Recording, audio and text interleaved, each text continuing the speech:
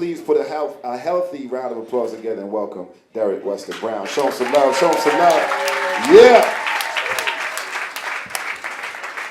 All right, thank you very much. Before I even read this piece, I've got to share like a little bit of OPP, otherwise known as Other People's Poetry, from a very wonderful poet of mine who was also a multiple cancer survivor named Lucille Clifton. And it's just a little bit of a note from a poem that says, "Come celebrate with me that every day something has tried to kill me and has failed." Lucille Clifton.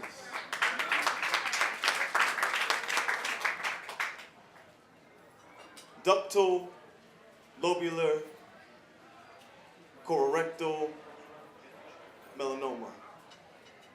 Ductal, lobular, colorectal melanoma. This poem is for Diane Abraham, mother of the woman that I love, 4-time cancer survivor.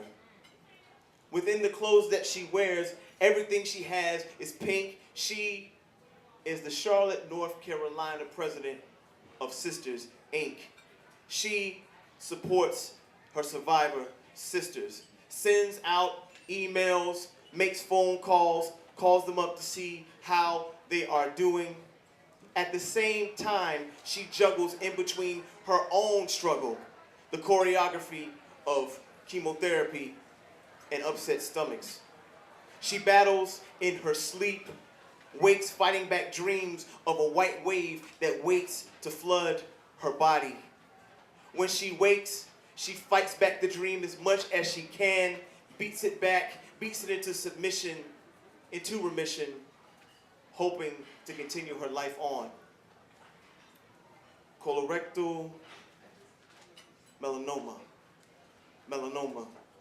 Thinking about my own grandfather, adopted at most, Robert L. Hobbs.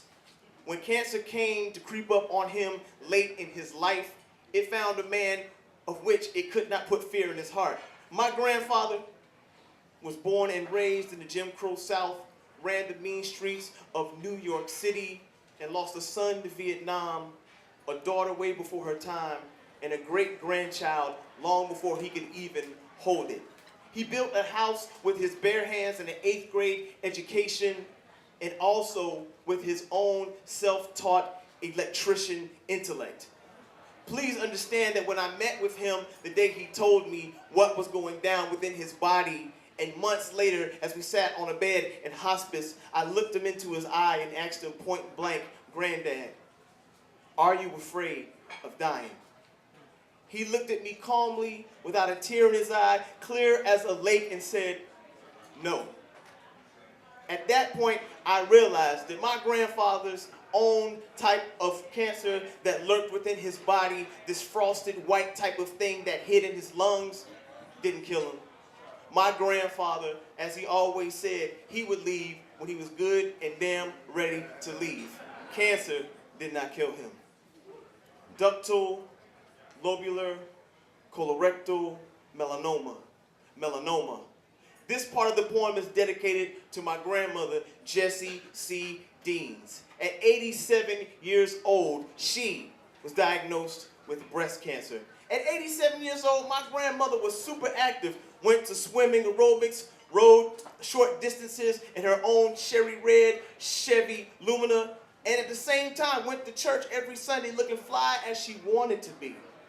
But then again, even after those 87 years, when it came to battling that cancer which lurked within her, it was so funny. She was prayed up, loved up, and 2 years later, at 89, she was cancer-free.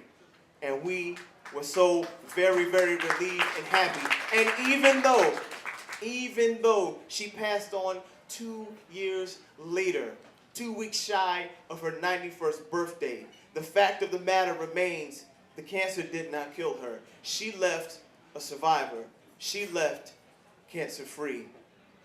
Ductal, lobular, carcinoma. Oh, I messed up that part.